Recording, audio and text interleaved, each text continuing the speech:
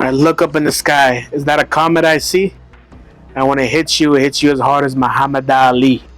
This is a fence mode switch in attack mode, and I was watching this video. It was basically gonna be like a video review, but the video was from a YouTube channel called,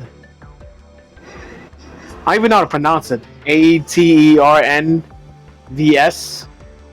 But the video is called "The Tragic Decline: The Untold Truth Behind Muhammad Ali's Last Fights."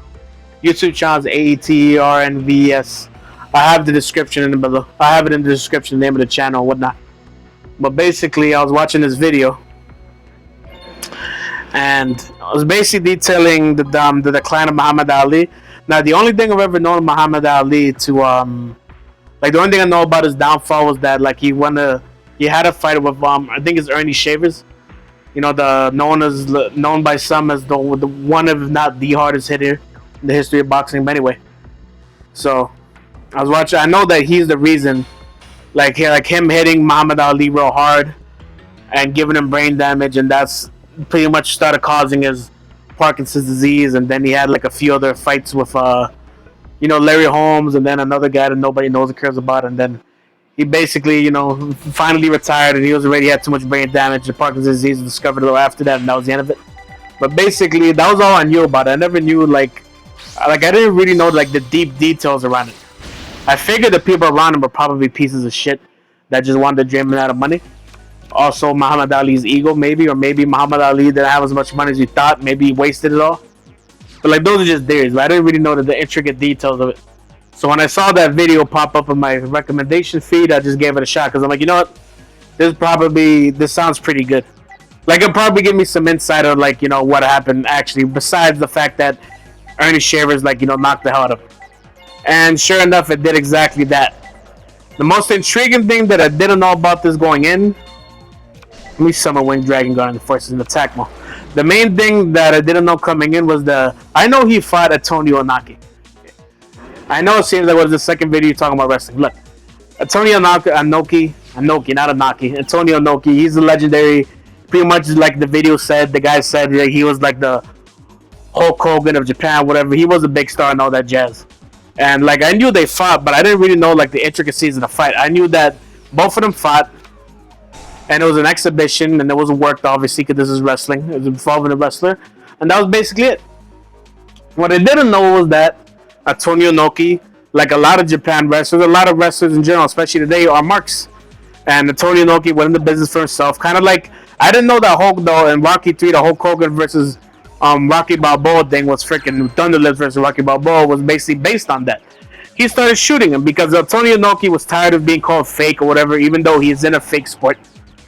I mean, look, I've been a wrestling fan since I was a kid. There's nothing wrong with calling wrestling fake, okay? It is fake. It's predetermined. Yeah. I know, like, oh, those not fake. It's predetermined. It's this, that. It's fake. The fight is not real. It's fake. Just like movies are fake, plays you watch are fake, reality shows are fake. They're all fake. Is that wrestling's the only one that gets told as being as fake is because they're trying to portray something that they're trying to portray like real fights when there's, clearly not. But wrestling's always been like that. Work has always been about working the people. Just like reality TV, we all know it's fake.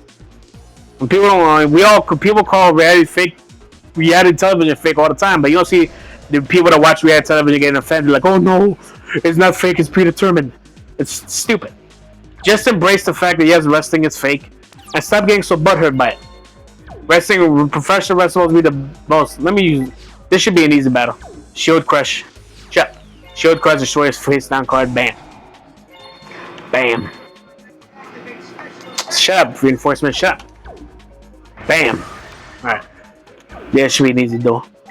But yeah, freaking Chris Yoga recently on a podcast with Chris Van Vliet. Oh, wrestling's not fake, it's predetermined. That really irks me and botch. And they're like, stop being such a fucking bitch. All these professional wrestlers, some of the biggest soft ass people in the world, just embrace it.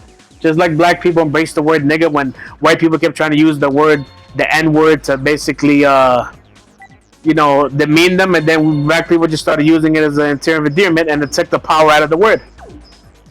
And now they're giving them back the power by getting offended every time they say the N word. Just freaking embrace it. Don't give a shit, and then they'll lose its effect, lose its power. Words only have power because you let them have power. You take away the power. You don't give a shit. Don't never underestimate the power of not giving a fuck. The power of not giving a fuck will get you far in life. Stop caring about people calling it fake. Embrace it and make fun of it. Laugh with them, and then I'll take all the power out. And you might actually make them a fan by being cool instead of being an emotional bitch. You go, wrestling ain't fake. The night, like, why are you going on the rant about wrestling and fake and all that shit? I'm getting to the point because Antonio Inoki is like a lot of these wrestlers. He's a freaking mark. And he decided to shoot on Ali, who was considered the greatest fighter in the world at the time, just for clout. Instead of working the match with Muhammad Ali like he was supposed to, he decided he was going to shoot on him and hit on, beat on them for real so he could gain clout. It's like what these wrestlers don't realize, no matter what you do, as long as you're in a predetermined sport where the action is fucking predetermined, people are forever going to call your sport fake. If you don't want to be called fake no more, freaking learn martial arts, learn and go in a real MMA fight or UFC, whatever, or cage fight, whatever, and just freaking do that. And you won't be called fake no more. You'll be called real, like a Brock Lesnar. Until Brock Lesnar got injured, and then he had another 12 years of making millions of dollars with WWE because the fake nature of it. So it's like, don't be this whole markish thing about if we hit each other for real and strong style, Japan style, people will respect wrestling. They'll never respect wrestling. The people that don't like wrestling because it's fake will forever not like wrestling because it's fake, and there's nothing wrong with that. That's not their cup of tea. But being a mark and trying to shoot on somebody, Antonio Inoki trying to shoot on the greatest freaking fighter of all time, and he actually ended up doing this. He kicked him for real. Like before, apparently, Muhammad Ali was like that's what it said in the video. Like he went up to Antonio Inoki and say, hey, what was he gonna plan? Like pretty much trying to lay out the match. And his dumb self was like, oh, there's nothing to be laid out. Pretty much saying him, hey, we're gonna fight for real. Let me go ahead and whip this guy's ass. Just to drag this out, let me try to tackle regarding the fortress. See if he has a strong enough defense position monster. Nope, he doesn't. That was a waste of time. Yeah. And then Tony Inoki's like, then Muhammad Ali's people like sent him some last minute instructions saying, hey, you can't basically do any of his moves, can't grab him, can't do nothing. And then he decided, okay, I'll just kick the shit out of him. And he spent the whole match kicking him in his legs. And I think they had 2 other matches after that, which everybody in Muhammad Ali's team was like, please don't go. And he went anyway, because I guess it was ego or whatever. And he kicked him like 64 times. And he kicked him so hard, he had blood clots on his legs. And pretty much, or the point of what I'm trying to say is that what it said in the video, that Antonio Inoki pretty much beat freaking Muhammad Ali legs so bad that he was never the same. You want to know why Muhammad Ali later in his career... What card is this? Then experienced by select to see one card. Whatever, who cares? But anyway, yeah, the pretty much the reason Muhammad Ali started slowing down afterwards, like in 1976 to going in 1977, and why in the Ernie Shavers match he was taking the ass whooping and not dodging and not fast no more. We could all blame Antonio Inoki's bitch ass. Antonio Inoki's fucking mark ass, being a fucking mark and trying to wrestling ain't fake. Bitch ass. He's the reason why Muhammad Ali's speed slowed and why he wasn't as fast as before. Why can't he jump around with his legs? So, if you want to know why Muhammad Ali got brain damage and got hit 265,000 times by freaking Ernie Shavers and then Larry Holmes fight, he got whooped and he started just eating shots moving forward. And why Muhammad Ali started eating shots later on in his career when he was no longer in his prime, instead of dodging, and ended up getting the brain damage that led to his death and him being Parkinson's disease, all this shit.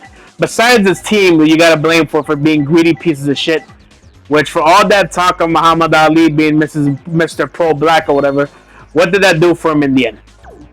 He had nothing but freaking Muslim people around him with Muslim-sounding names, and they took advantage of him just as easily as a white person would.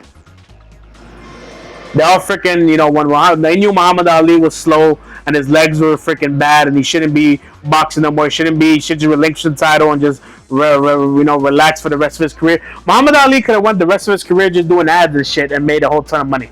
Look what happened to George Foreman. He didn't need to keep boxing. He could have just freaking retired and came back freaking George Foreman style. Why do you think George Foreman is one of the few guys that don't freaking have brain damage and all that stuff? Because he left when he was young. And came back later in his 40s and had a second career, won the title again, and left again, and made more money than he ever did the first time. And there's two villains in this freaking video. His team were just a bunch of greedy bastards. Even his wife, his ex-wife or whatever, admitted the only were just trying to butter him up and try to get him to freaking. Let me just end this though.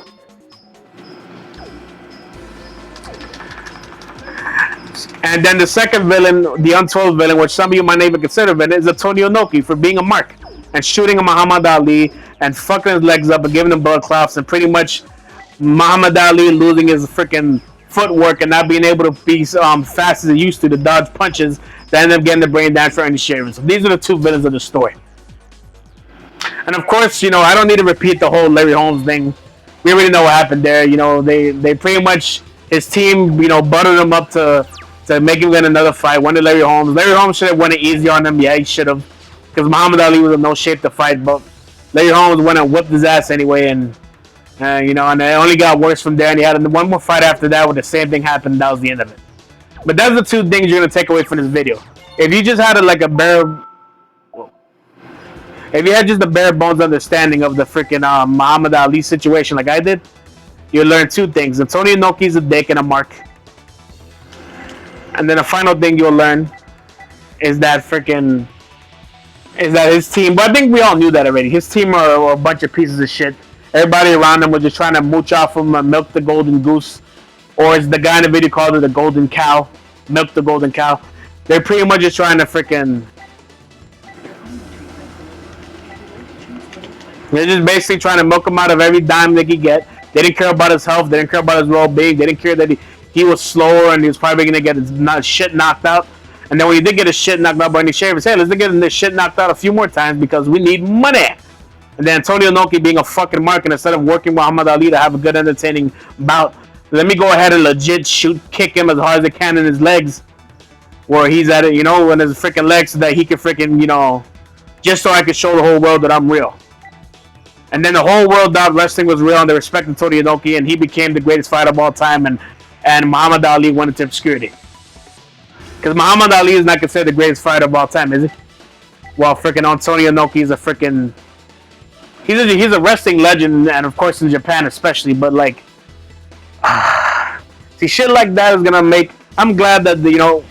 Muhammad Ali should have went to the World Wrestling Federation, at the time the Worldwide Wrestling Federation is that. He should have went to an American wrestling organization that would have freaking appreciated him for who he was and wouldn't have freaking shoot it on him. Dios mío. But no, he went to Japan where they're freaking marks and he fought the biggest mark of all. And so, you want to blame somebody for this besides his team, blame Antonio Inoki for being a bitch. But that's the biggest takeaway from this video. I love this video. It's pretty much the whole Antonio Inoki thing I never knew about before. Everything else I kind of knew about before, but it was cool. You know, they kept talking about his doctor. They kept trying to pretty much beg him to stop fighting. And Muhammad Ali just refused to listen. So basically, those are the main takeaways from the videos. This is Attack Monsters Back to the Fence. I'm out. Peace.